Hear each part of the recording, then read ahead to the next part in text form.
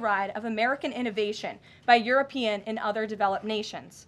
Accordingly, I'm calling on Eli Lilly and Company and every manufacturer doing business in our great country to take the following actions within the next 60 days. Extend the most favored nation pricing to Medicaid, guarantee most favored nation pricing for newly launched drugs, return increased revenues abroad to American patients and taxpayers, provide for direct purchasing at most favored nation pricing. The President's team, including Secretary Kennedy and Administrator Oz, stand ready to implement these terms. The President expects to further engage with them immediately in good faith to deliver relief for American families. Make no mistake, a collaborative effort towards achieving global pricing parity would be the most effective path for companies, the government, and American patients. But if you refuse to step up, we will deploy every tool in our arsenal to protect American families from continued abusive drug pricing practices. Americans are demanding lower drug prices, and they need them today. Other nations have been freeloading on U.S. innovation for far too long, and it is time they pay their fair share. I look forward to your binding commitments to each of these goals by September 29th, 2025, and my team stands ready to assist with implementation questions. Thank you for your immediate attention to this vital national priority. Signed, President Donald J. Trump. Again, to the CEO of Eli Lilly. This letter, in its form, has been designed for each of the 17 major drug and pharmaceutical companies in the United States, and we're happy to provide you the full list. And I believe you will see all 17 letters popping on Truth Social very shortly, so you can look out for those, and I'm happy to take any further questions.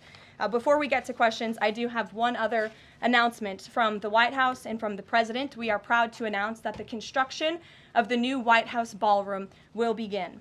For 150 years, presidents, administrations, and White House staff have longed for a large event space on the White House complex that can hold substantially more guests than currently allowed.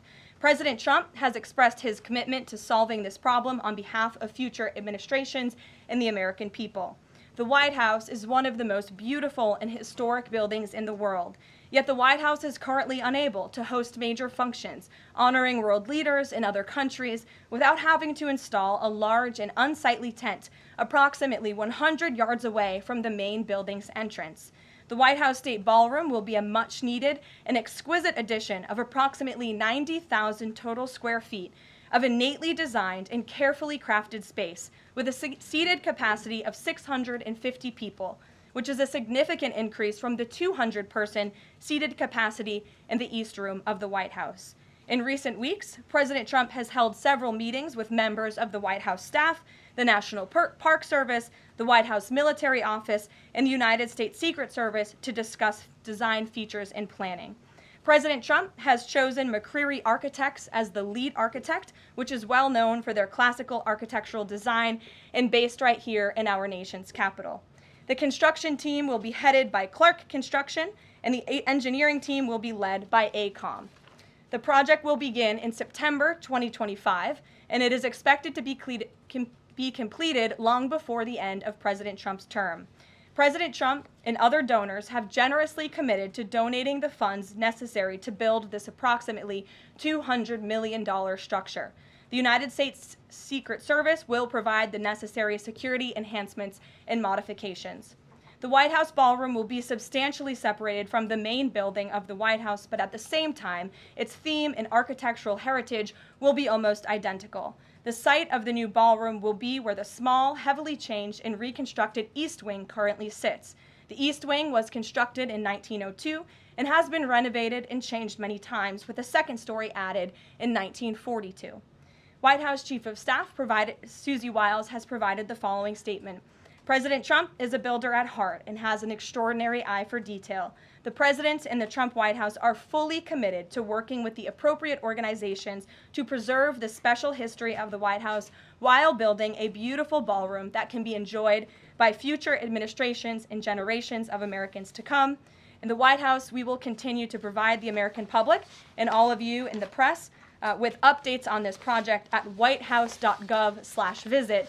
And if you go there shortly, you will be able to see renderings and visuals of what this ballroom will look like, both the exterior and the interior. I have provided some photos for all of you in the room today. This is the interior of the ballroom space. It's quite beautiful.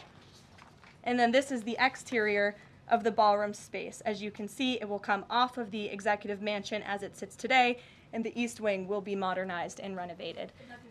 We're happy to answer any further questions on that, Jennifer. Since you're so eager, I will go to you, but first, as always, I want to start with our new media seat, Ben Weingarten. Why don't you go ahead, Ben? Thank you.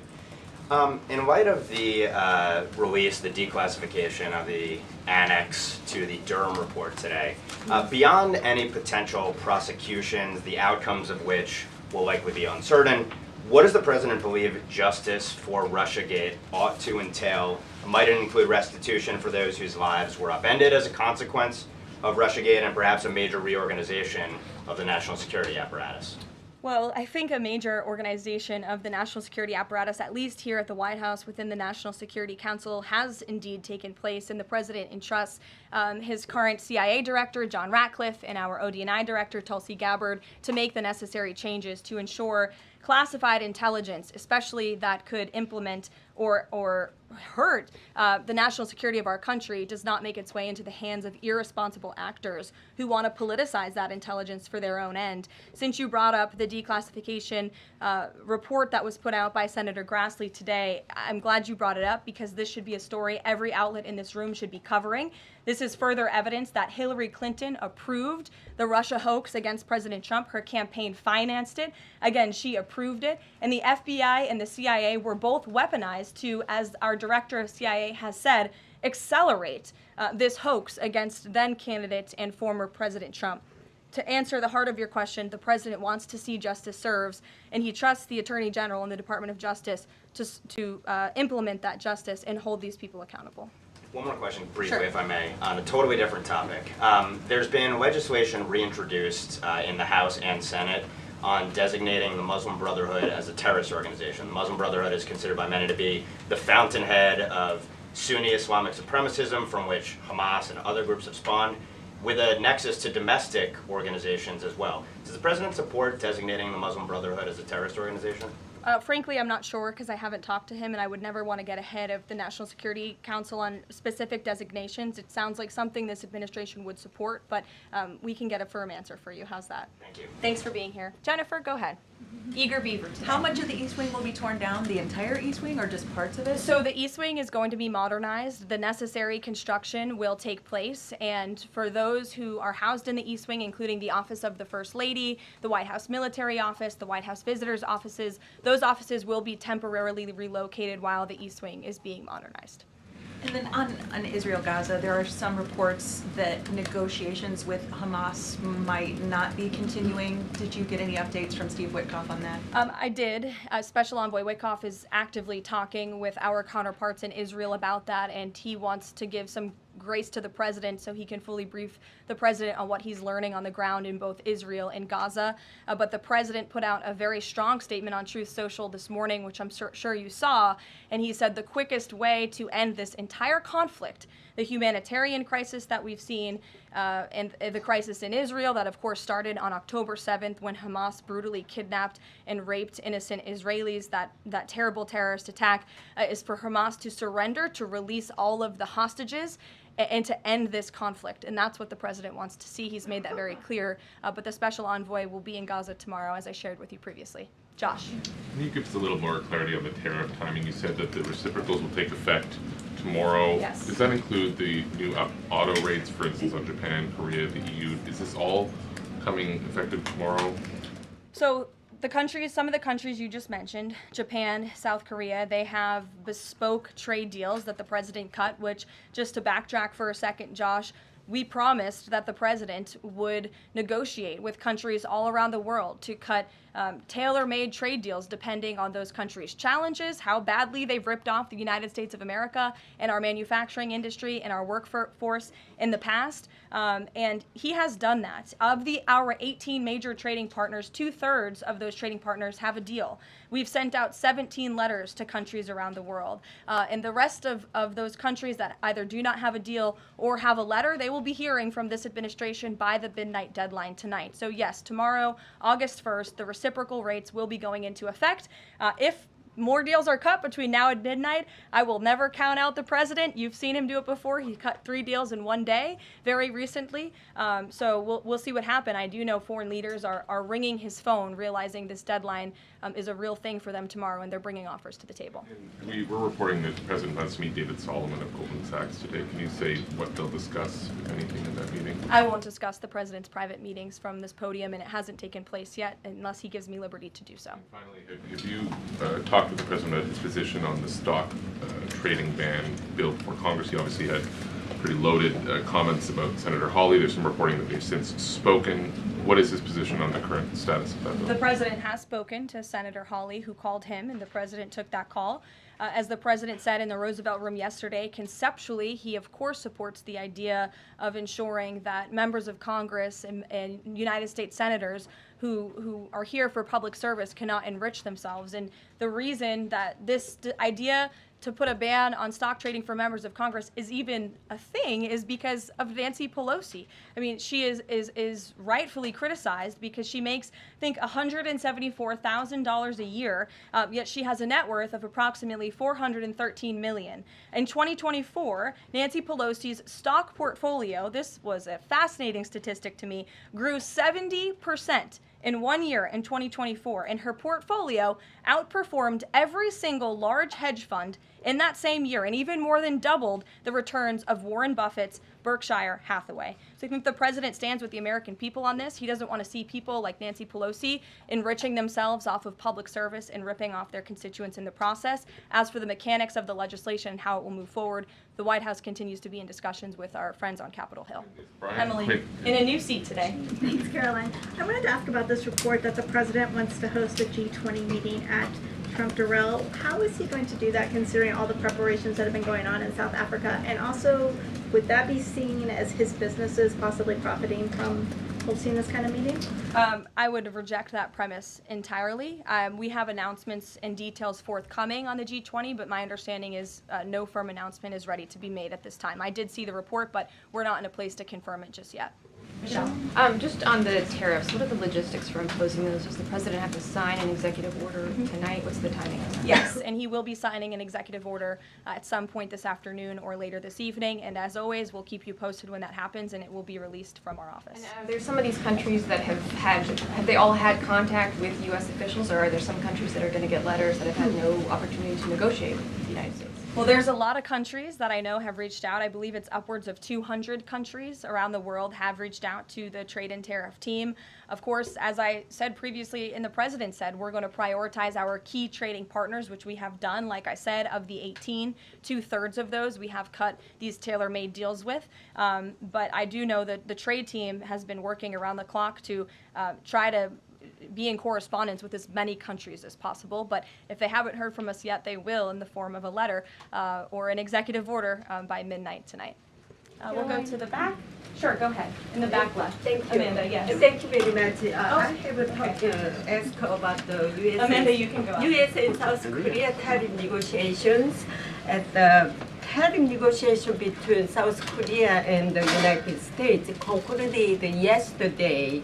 President Trump stated on his SNS, Truth Social, that he would announce the specific details of the investment in the United States at the South Korea-United States summit in 2 weeks.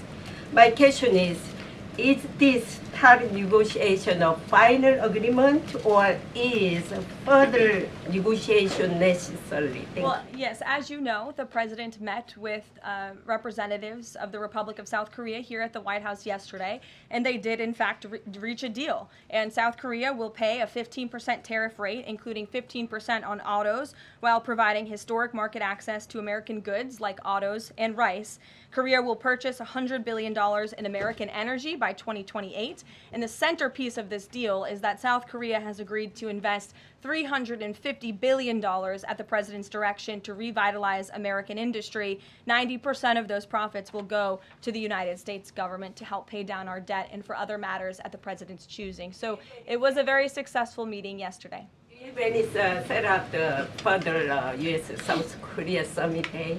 I'll get you something on that. I don't have it at my fingertips. Okay, Amanda.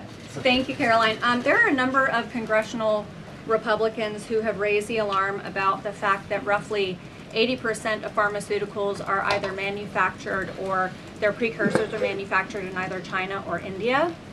There are some pieces of legislation, some recommendations, which include either onshoring, nearshoring, or friendshoring, those components of that. Do you know if the president intends to throw the weight of the executive behind that?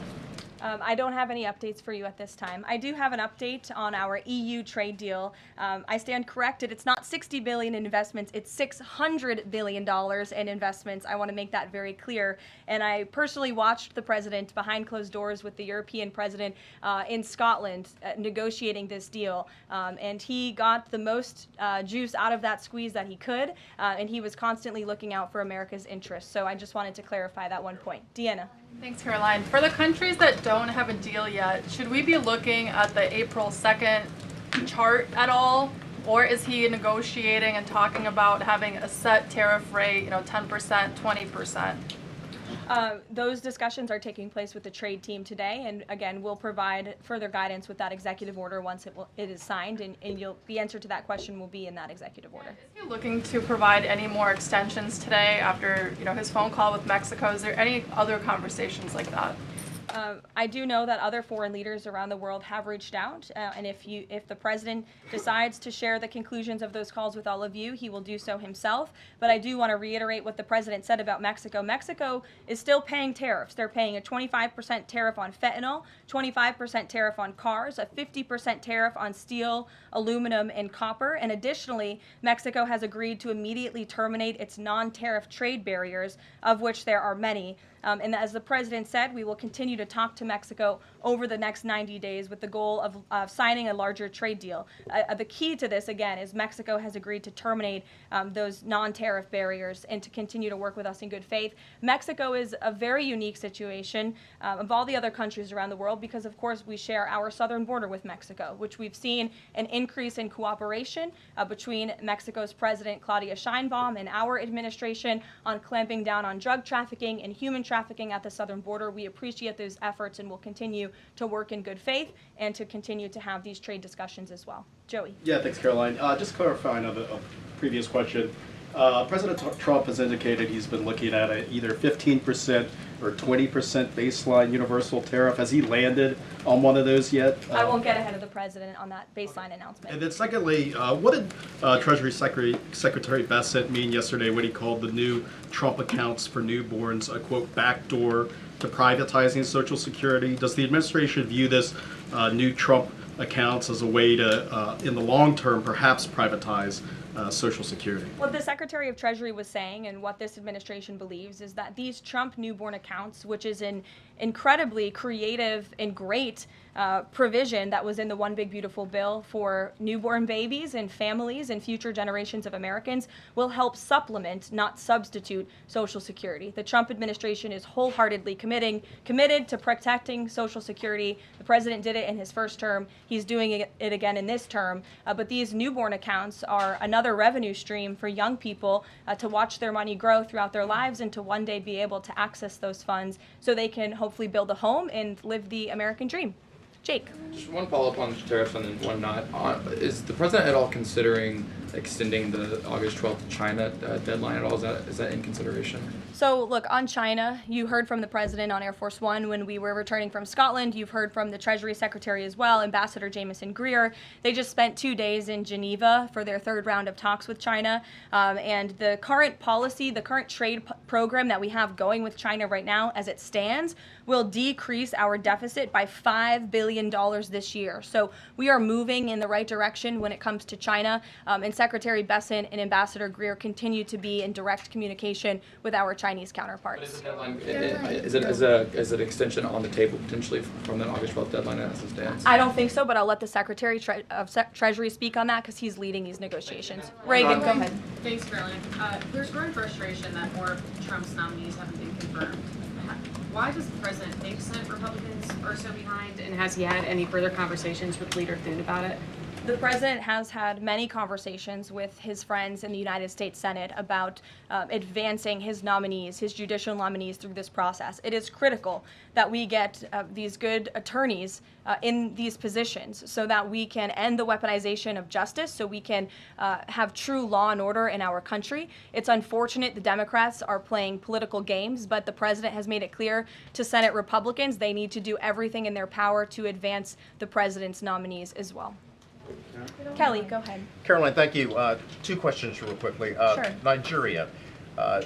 Congressman Chris Smith, Republican from New Jersey, is calling upon the President of the United States to do something in terms of imposing perhaps sanctions on Nigeria for the persecution of Christians living in the northern part of Nigeria by radical Islamic groups. Has he contacted the President yet? And do you know if there's any action that the President will take? I'm not tracking a call between the president and the head of Nigeria. I know the president wholeheartedly condemns the persecution of Christians or, frankly, of people of any faith all over the world, but I don't have any updates for you in terms of sanctions in this part of the world. My second question, Karoline, deals with immigration here in America. As you know, a lot of deportation has been going on. ICE has been going after violent criminals that are here illegally, and rightly so. In the midst of that, there are some evangelical pastors who are stating that it may have gone to a point of being indiscriminate and actually getting innocent people, like members of the clergy. Has the president and has ICE looked at that to see how they can actually go after those violent criminals, but also make sure that members of the clergy are still not being deported? Well, look, the administration has always maintained the position that anyone who illegally crosses our nation's borders is subject to deportation. That's just the law of the land, and we must be a nation that enforces our laws.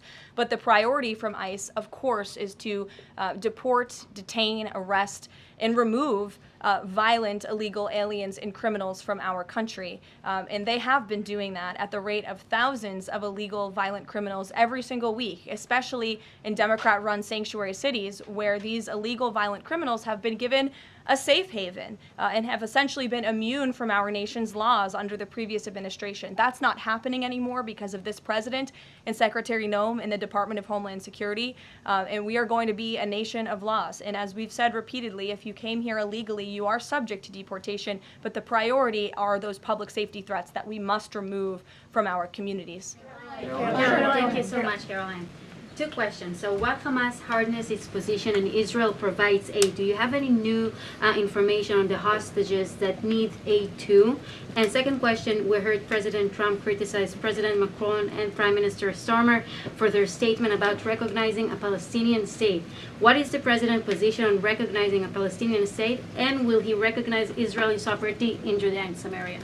I can answer both of those questions for you. On the second question about a Palestinian state, the president expressed his displeasure and his disagreement with the leaders of France, the United Kingdom, and Canada. He feels as though that's rewarding Hamas at a time where Hamas is the true impediment to a ceasefire and to the release of all of the hostages. So to your first question, the president wants to see all of the hostages released. He cares deeply about this. He has met with many of the former hostages, many of the families of those who have loved ones who are still being held hostage in Gaza. I have met with them too. It is absolutely devastating what these poor people have been through, and the president is always thinking about them, and that's why he's designated his special envoy, Steve Witkoff, who's doing a tremendous job to release the hostages and to end this conflict. But the president has always said the last remaining hostages, now there are 20 living hostages in Gaza, will always be the hardest because Hamas is unfortunately using these innocent people as bargaining chips. But nevertheless, we are committed to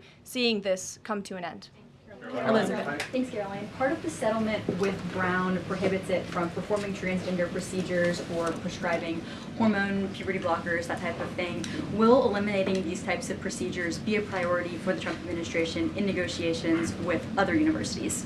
I can tell you that ending the chemical castration of children in our country is a priority of this administration. We've talked to many of these universities about it, but the president has also taken very strong action to cut off the funding for any medical institution in this country that provides those barbaric procedures. The Brown University agreement, since you brought it up, is yet another win to root out anti-Semitic behavior on our nation's college campuses and unlawful racial discrimination.